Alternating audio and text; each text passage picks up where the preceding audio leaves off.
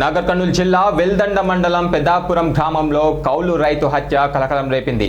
ఆమన్గన్కు చెందిన శ్రీనివాస్ భార్య వెంకటమ్మతో కలిసి వెల్దండ మండలం పెద్దాపురం సమీపంలోని మామిడి తోటను 5 సంవత్సరాలకు లీజుకు తీసుకొని సాగు చేస్తున్నారు. ఆ తోటలోని నీటిగుంటలో ఈత కొట్టేందుకు గ్రామానికి చెందిన చక్రవర్తి గౌడ్ తన పిల్లలతో తరచూ వచ్చేవాడు. దీంతో కోపం పెంచుకున్న చక్రవర్తి గౌడ్ అదే రోజు హత్యకు పథకం రచించాడు.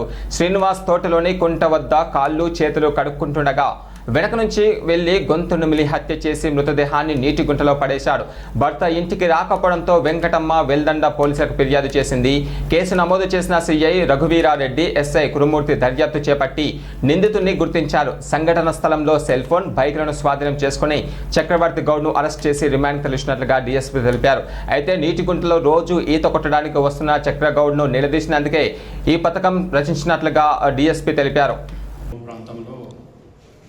ఈ బొక్క వెంకటమ్మ అనే ఆమె 52 సంవత్సరాలు ఈమె ఫ్రూట్ బిజినెస్ చేస్తారు.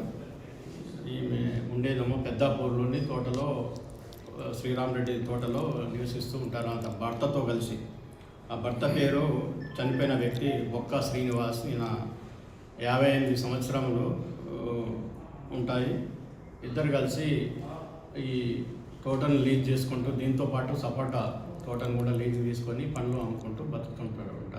గత 5 సంవత్సరాల నుంచి చేస్తుంటారు. అది దీన్ని 13వ తారీఖు రోజు ఈమెని ఈ సపోటా దగ్గర డ్రాప్ చేసి ఈయన తోట దగ్గరికి, జామ తోట దగ్గరికి, శ్రీరామ్ రెడ్డి జామ తోటలో నివసిస్తుంటారు కదా, అక్కడికి వచ్చి ఉంటాడు. సాయంత్రం వేళలో 5-9 ప్రాంతంలో ఈ భార్య వెంకటమ్మ ఫోన్ చేసి ఈ పండ్లకు సంబంధించిన ట్రేస్ తీసుకొని రమ్మని చెప్తారు. దాంట్లో సరే నీ పక్కన సౌండ్ వస్తుంది, ఎవరున్నారని అడిగితే దీంట్లో చక్రవర్తి గౌడ్ పెద్దాపూర్కి చెందినటువంటి వ్యక్తి ఉన్నాడని చెప్పడం జరిగింది. దాంతోపాటు వాళ్ళు ఈతకు వచ్చిన పిల్లలు కలిసి అని చెప్పడం అనేది జరిగింది. తర్వాత కొద్దిగా 10 నిమిషాల తర్వాత ఫోన్ చేసి ఇంకా రాలేదు అని అడగడంతో నేను తాగి ఉన్నాను, నేను రాలేను అని చెప్తే ఆమె ఉంది నేనే వస్తానులే అని చెప్పేసి ఈమె 6 గంటల ప్రాంతంలో వచ్చి చూసుకుంటే బైక్ ఉన్నది, ఆ దగ్గర చెప్పులు మాత్రం ఉన్నాయి, ఆ బట్టలు లేవు, అతను పర్సన్ కనిపించలేదు. దాంతో ఆమెకు అనుమానం కూడా వస్తుంది, నీళ్ళ దగ్గర ఏమైనా పడి ఉంటున్నాడో ఏమైనా వస్తుంది. మళ్ళీ తెల్లారి వెతికిన తర్వాత మనకు పోలీసు వారికి ఓవరాల్గా చెప్తారు ఇట్లా పడి ఉన్నారు అనే ఉద్దేశంతో ఆ నీళ్ళని తోడి చూస్తే ఆయన దాంట్లో శవమై పడి ఉన్నాడు. తర్వాత ఆమె కంప్లైంట్ మీద సస్పీషియస్ డెత్ కింద కేసు రిజిస్టర్ చేయడం అనేది జరిగింది.